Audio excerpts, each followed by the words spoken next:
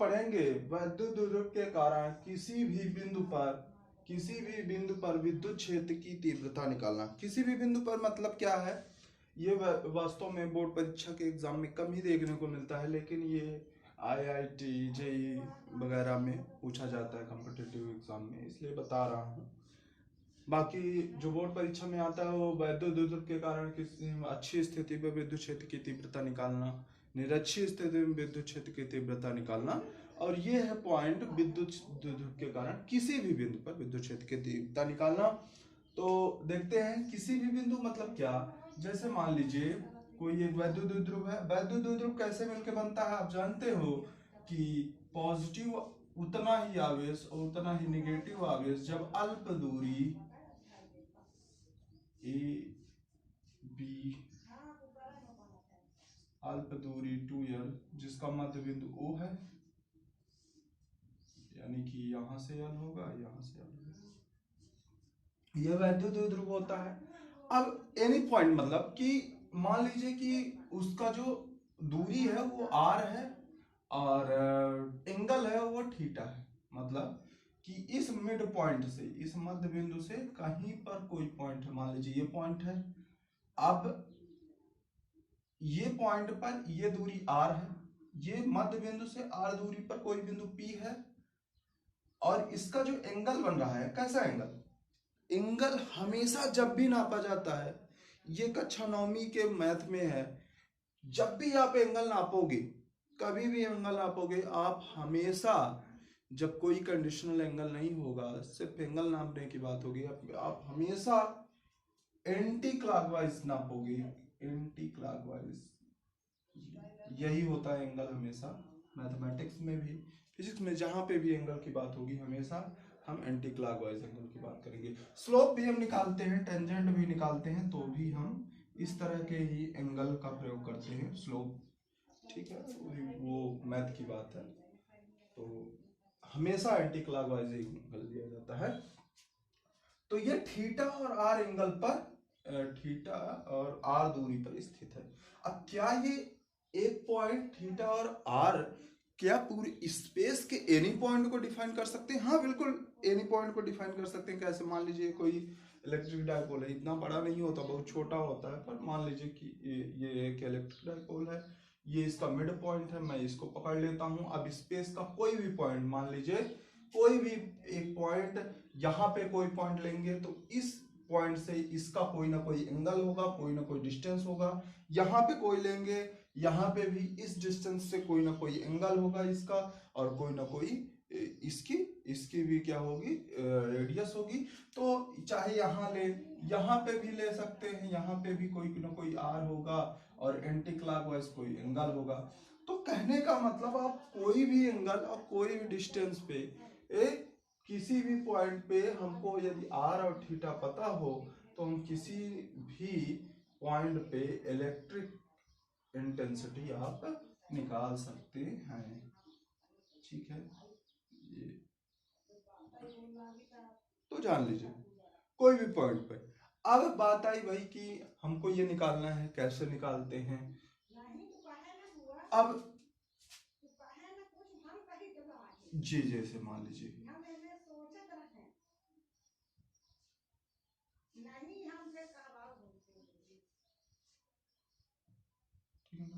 मान लीजिए यहाँ पे एंगल, यहाँ पे एंगल हो, तो क्या इतना बड़ा थीटा होगा, समझ में आएगा। मान लीजिए इसको ही बदल दिया जाए,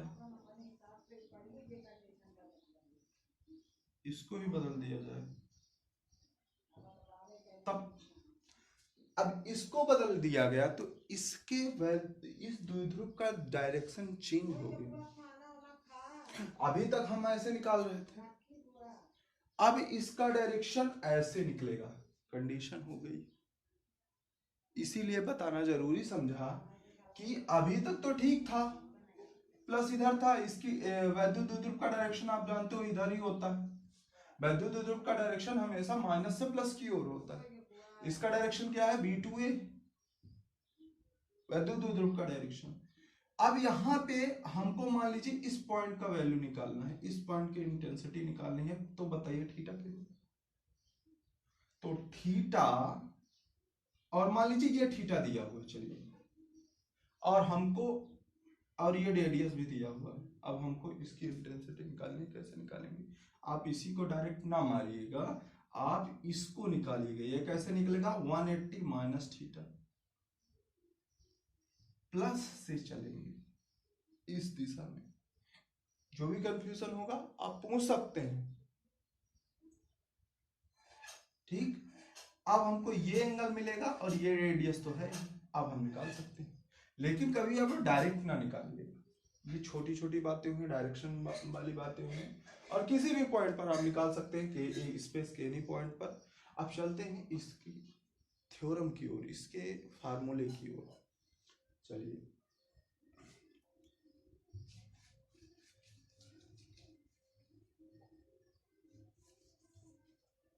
आपके छोटे से दिमाग पर ज्यादा लोड नहीं देते।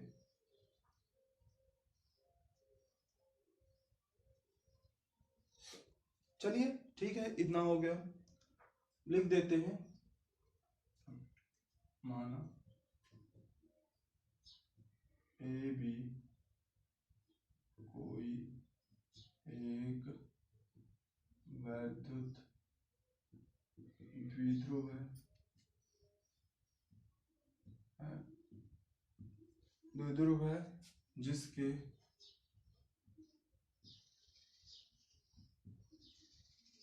ए सिरे पर प्लस क्यू तथा बी सिरे पर माइनस क्यू आवेश एक समान रूप से स्थित है। द्विध्रुव के मध्य बिंदु O से R दूरी तथा थीटा कोण बनाते हुए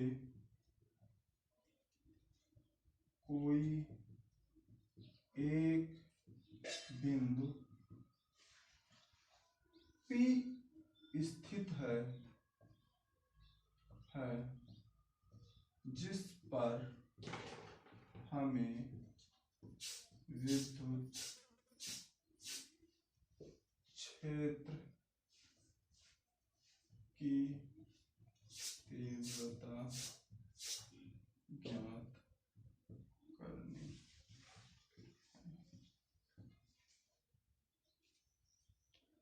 तो इस पर हमें विद्युत क्षेत्र की तीव्रता ज्ञात करनी है। तो चलिए देखते हैं। तो थोड़ा सा इसको देते हैं, यहाँ पे बड़ा सा बना देते हैं, प्लस क्यू ए पॉइंट पर, माइनस क्यू बी पॉइंट पर, इसकी दूरी 2l, मध्य बिंदु O, आप जानते हैं बाकी छोटा सा यहाँ पे बना दे,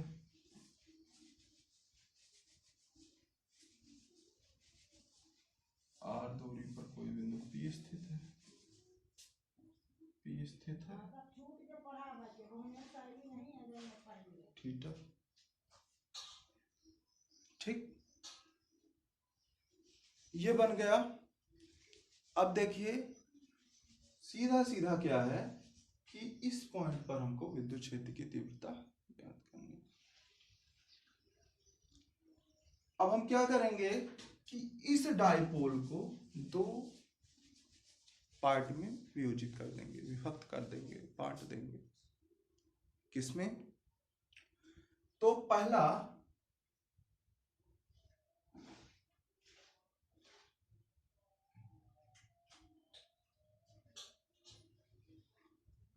इस पार्ट में।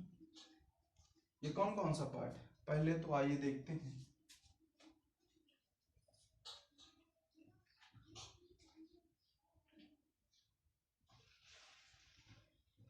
वैद्युत द्विध्रुव AB का द्विध्रुव आघूर्ण, आघूर्ण को मोमेंटम भी बोलते हैं, वैद्युत द्विध्रुव का परिमाण भी बोल सकते हैं। तो वैद्युत द्विध्रुव आघूर्ण P बराबर होता है आवेश क्या है Q और दूरी 2QL और दिशा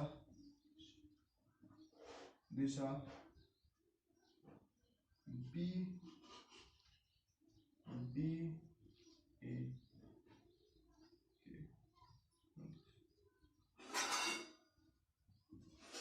दिशा भी A के अनुदिश। अब इस वैद्युत द्विध्रुव को हम दो भागों में वियोजित करेंगे।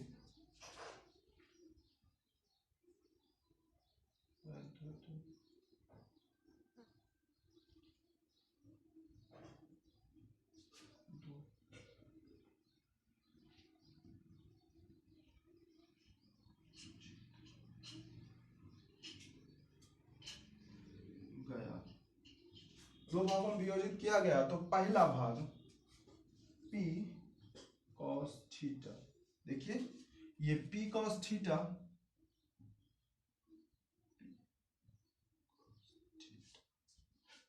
O से P के ही डायरेक्शन में अच्छी स्थिति में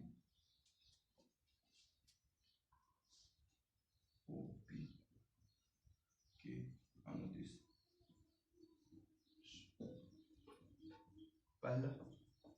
दूसरा देखिए ये इस डायरेक्शन में आएगा P sin theta, P sin theta किस डायरेक्शन में OP के परपेंडिकुलर। दूसरा P sin थीटा OP के लंबवत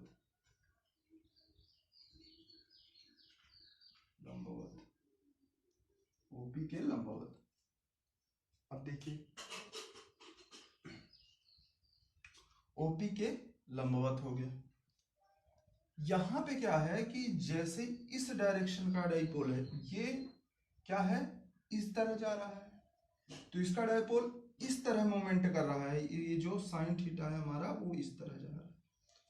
अब एक P cos थीटा जो है क्या है अच्छी स्थिति में, आप देख सकते हैं इसके दो डाइपोल तोड़ दिए, क्योंकि हमारे पास कोई फार्मूला नहीं था तो दो डाइपोल आप बिंदु O पर तोड़ दिए। तो आप यहां से देख सकते हो कि अब सरल हो गया। सरल कैसे हो गया कि P cos थीटा के एकदम अनुदिश इस पॉइंट पर निकालना था। अब मैं P cos थीटा, अब सोचिए ये पॉइंट है यहाँ पे, ये चार्ज है यहाँ पे O पर और ये बिंदु P है, इसी डायरेक्शन में E आ रहा है, E1 मान लेते हैं इसको E1, तो E1 आ रहा है। तो इस पॉइंट के कारण ये बिंदु कहाँ आ रहा है अच्छी स्थिति में, और ये पॉइंट है P sin थीटा, ये पॉइंट है P sin थीटा, और इसका परपेंडिकुलर पॉइंट यहां है लंबवत पे। तो ये कहां है निरक्षीय स्थिति में, देख रहे हैं ना, ये अच्छी स्थिति में, ये निरक्षीय स्थिति में। तो इसके कारण इस पर, और इसका डायरेक्शन इसके विपरीत साइड पे, मतलब ये अगर इस तरह है तो इसका पॉइंट इस तरह होगा, समझ रहे हैं ना। निरक्षीय स्थिति में क्या अब रिजल्ट कैसे आता था, मान लीजिए ये माइनस क्यू, ये प्लस क्यू, ये बी प्लस क्यू, इस जब ये निकालते थे हम इस पॉइंट पे तो इसका डायरेक्शन इस तरफ जाता था, वैद्युत द्विध्रुव का डायरेक्शन इस तरफ आता था। निरक्षीय स्थिति की जो तीव्रता होती थी पॉइंट की, वो हमेशा वैद्युत द्विध्रुव के विपरीत दिशा में होती थी। वैद्युत द्विध्रुव की दिशा इस तरह माइनस प्लस की ओर, तो इसकी परिणामी तीव्रता विपरीत दिशा में, तो विपरीत दिशा में इस तरह, ये ऐसे है तो ये कुछ ऐसे 90 डिग्री बनाते। अब इसका जो परिणामी तीव्रता है वो इसके परपेंडिकुलर ई निकलेगा। समझ में आ रही बात? ठीक, आ रही होगी। इतना हो गया। अब हमको इसकी जो परिणामी तीव्रता है वो ई है, तो चलिए देखते हैं E1 कितना है, E2 कितना है और E कितना है। तो पहले तो हम चलते हैं,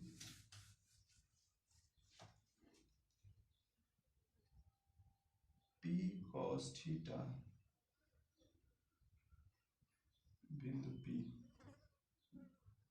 यहां से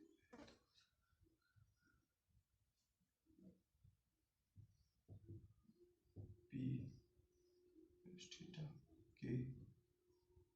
के अच्छी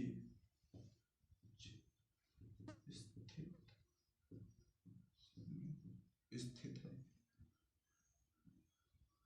अच्छी स्थिति में स्थित है। अतः P cos थीटा के कारण बिंदु P पर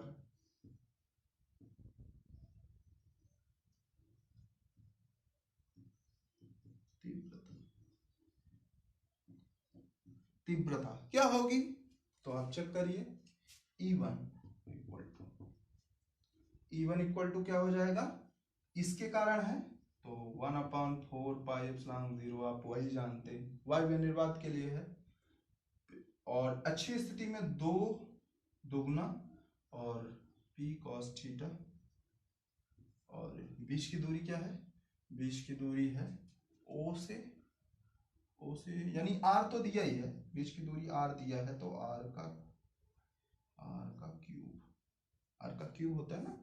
अच्छी स्थिति equal to 1/4 pi epsilon 0 P q होता था, तो क्यू आवेश था, और यहाँ पे क्या है, यहाँ पे इसकी वैल्यू है P cos थीटा, तो P cos theta upon R cube. ठीक, ये इक्वेशन फर्स्ट हो गया। वो प्लस क्यू आवेश के कारण होता था, यहाँ पे तो क्यू आ जाता था, यहाँ पे P cos थीटा है तो P cos थीटा आ जाएगा। अब आगे बिंदु P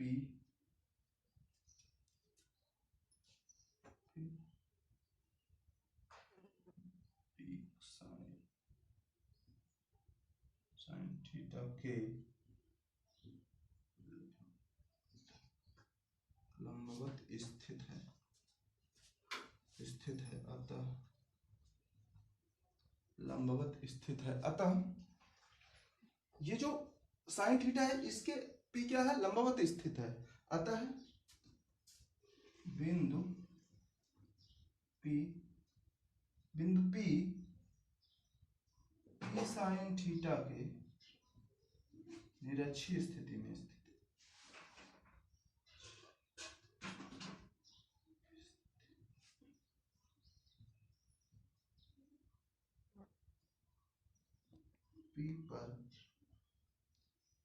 P पर लगने वाला बल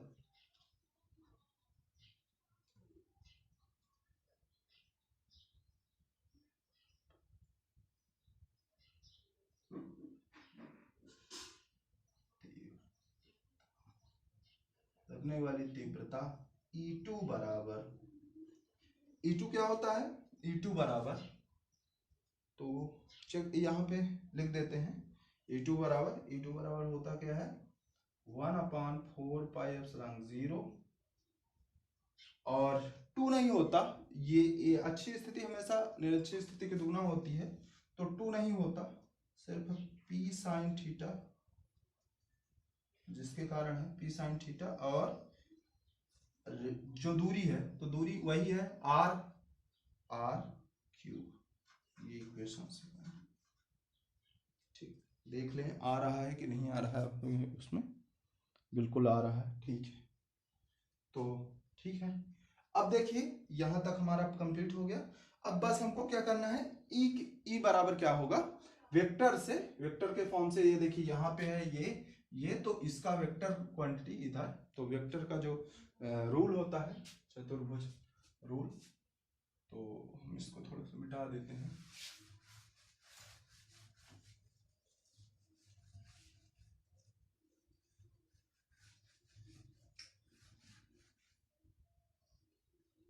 थोड़ा सा देखिए, तो ई बराबर होता है, ई बराबर रूट ऑफ E2 का स्क्वायर प्लस E1 का स्क्वायर, ये वैल्यू होती है। ई स्क्वायर बराबर होता है E2 का स्क्वायर प्लस E1 का स्क्वायर, ये होता है। तो मैं ये लिख देता हूं, समीकरण 1 तथा 2 से E2 तथा E1 का मान रखने, E2 तथा E1 का मान रखने पर, तो रखेंगे E बराबर E का मान हम E2 E1 का मान समीकरण 1 और 2 से रख देते हैं।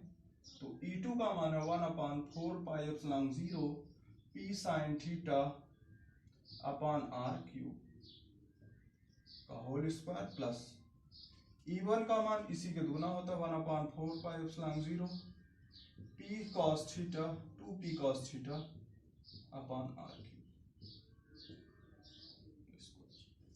तो बस इसको सॉल्व कर देते हैं। 1/4 पाई R स्क्वायर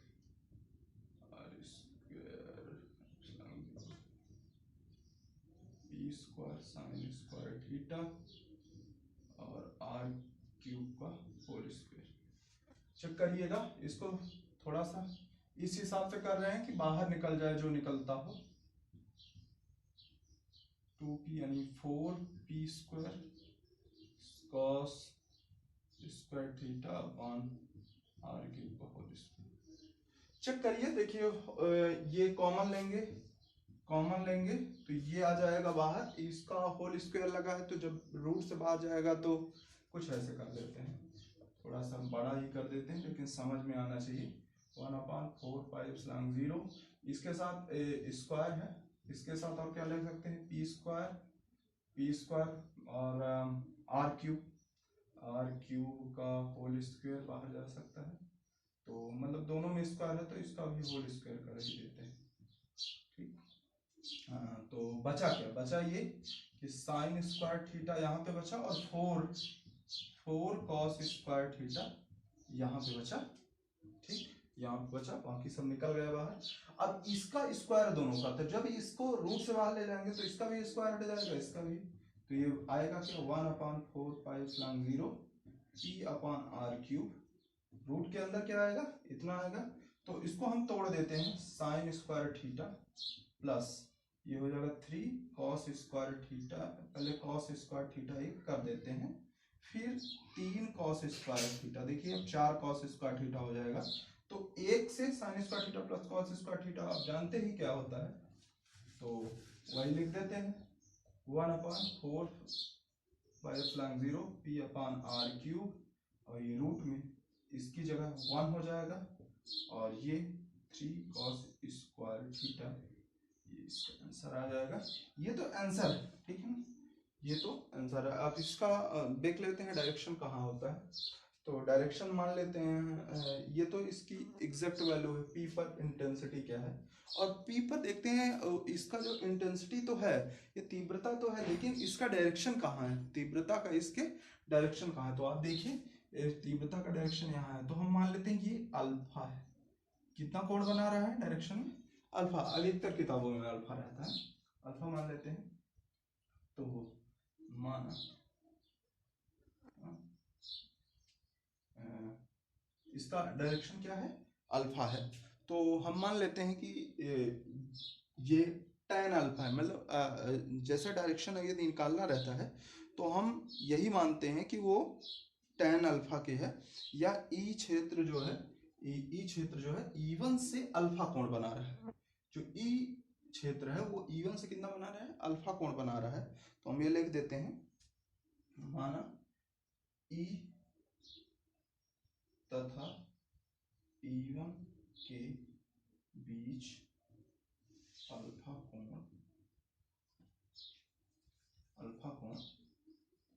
बनता है, ठीक है ना। मानते हैं कि कितना बन रहा है, अल्फा कोण बन रहा है। तो कुल कितना हो रहा है आप चेक करिए। कुल जो है ये थीटा और प्लस ये अल्फा, ये थीटा और ये अल्फा मिला के कुल ये इंटेंसिटी, ये तीव्रता बन रही है कि कहाँ पे इसकी तीव्रता होगी। तो ये थीटा प्लस ये अल्फा, तो सिर्फ ये कोण नहीं बना, ये तो E1 से बन रहा है, लेकिन ये भी तो है, ये भी तो यहाँ से थीटा इधर है, तो E1 से ये इतना और ये इतना, तो कुल जो इंटेंसिटी आ रही है बिंदु P की, जो कुल तीव्रता आ रही है, कुल जो दिशा आ रही है, वो थीटा प्लस अल्फा आ रही है। तो ध्यान दीजिएगा, तो अल्फा बराबर निकालते हैं, तो tan alpha equal to tan alpha बराबर आप जानते ही हो क्या होता है, ठीक है ना। तो वही लंब बटे आधार, तो ये परपेंडिकुलर है, ये E2 और आधार E1, तो वही E2 क्या है, E2 की वैल्यू है 1/4πε0 P sin theta upon r cube, और E1 की value 1/4πε0 2p cos theta upon r cube. Check करिए, ये से पूरा कट गया, r क्यूब से r क्यूब कट गया, p से p कट गया, बचा कहाँ लिख दें, मैं यहाँ लिख देता हूँ, tan अल्फा बराबर साइन थीटा बटे 2 cos थीटा। तो ध्यान दीजिएगा 1/2 साइन बटे कॉस tan, ये भी लिख सकते हैं। तो ध्यान दीजिएगा इतनी वैल्यू आती है।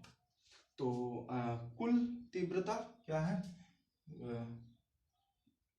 बिंदु P पर तीव्रता की दिशा क्या है, तो वो है बिंदु P पर तीव्रता की दिशा है, तो कितना है, थीटा प्लस अल्फा। ये मत भूलिएगा, बिंदु P की जो तीव्रता की दिशा है वो है थीटा प्लस अल्फा, थीटा और प्लस अल्फा, ये बिंदु P की तीव्रता की दिशा है। यानी कि E की जो दिशा है, E की दिशा थीटा प्लस अल्फा है, छोटी सी बात। इसके बाद हम चलते हैं इसके प्रूफ पर। क्या ये जो हमने लगाया इतना बड़ा सवाल, क्या ये सत्य है? तो इसको बड़े आसानी से हम लगा सकते हैं, इससे तो किसी भी पॉइंट पर इसको निकाल सकते हैं। बहुत ही छोटी चीज, हमको थीटा मिल जाए और बिंदु की दूरी मिल जाए बहुत ही आसानी से, तो इसको प्रूव करा देते हैं। अच्छी स्थिति के लिए भी, निरक्षीय स्थिति के लिए भी बड़े ही सरल तरीके से। तो आइए देखते हैं, प्रूफ भी इसका देख लेते हैं। कोई दिक्कत की बात नहीं है, थोड़ा समय लगे लेकिन आपको समझ में आना चाहिए, पूरी तरह से समझ रहे हैं। तो मैं थोड़ा सा मिटा देता हूँ इसको, यहाँ पे प्रूफ बता देता हूँ, या तो पूरा यहाँ से मिटा देता हूँ। इसकी ज़रूरत है इस अंतिम वाले इक्वेशन की, जो E बराबर हम लोगों ने लाया था उसकी, तो उसके अलावा बाकी और किसी की जरूरत नहीं है। तो इस पर, तो अच्छी स्थिति के लिए प्रूफ, अच्छी स्थिति मेरे दिमाग में ही था कि मैं आप लोगों को बताऊं। तो अच्छी स्थिति में चेक करिए, अगर ये पॉइंट अच्छी स्थिति में आ जाए, ये यहां पे आ जाए, इस एक्सेस के ऊपर आ जाए, कहीं ये पॉइंट इस एक्सेस के ऊपर आ जाए, तो इससे ये जो थीटा बना है ये धीरे धीरे क्या होगा, ये थीटा धीरे धीरे क्या होगा, कम हो जाएगा। तो ये थीटा कम होता चला जाएगा। तो अब इसी एक्सेस के ऊपर कोई पॉइंट आ गया तो क्या हो जाएगा, 0। तो थीटा अच्छी स्थिति में थीटा इक्वल टू कितना हो गया, 0 डिग्री। आप चेक कर सकते हो, ये पॉइंट अच्छी स्थिति में यहां आ गया, तो इस पॉइंट पर ये थीटा क्या हो गया, 0 डिग्री हो गया, अप्रोच कर गया 0 डिग्री। तो अब क्या हो गया, ई बराबर 1/4 P upon R cube, check करिए 1 + 3 इंटू कॉस, ये थीटा की वैल्यू 0 रख देते हैं, और स्क्वायर तो है ये कर देते हैं। अब cos 0 की वैल्यू क्या, cos 0 की वैल्यू 1, cos 0 1। अब 1, चलिए देखते हैं, 1 + 3 इंटू 1 का स्क्वायर 1 ही होता है, तो ये 3 एकम 3 हो जाएगा, और ये रूट के अंदर क्या आएगा, आप जान रहे होंगे 4 आ जाएगा। देखिए वहां पे क्या हो गया, ई बराबर 1/4πε0 पी अपॉन आर क्यूब, और 3 × 4 √4 की वैल्यू आप जानते हो, √4 की वैल्यू चाहे आप √4 लिखो चाहे 2 लिखो, 2 बाहर हो जाएगा तो 2 आ जाएगा, तो 3 × 4 और 4 रूट बाहर हो गया, 2 आ गया, तो ये हो गया अच्छी स्थिति, आप जानते ही हो, ठीक है, अच्छी स्थिति हो गया। दूसरा क्या हो जाता है, दूसरी चीज देखिए, निरक्षीय स्थिति,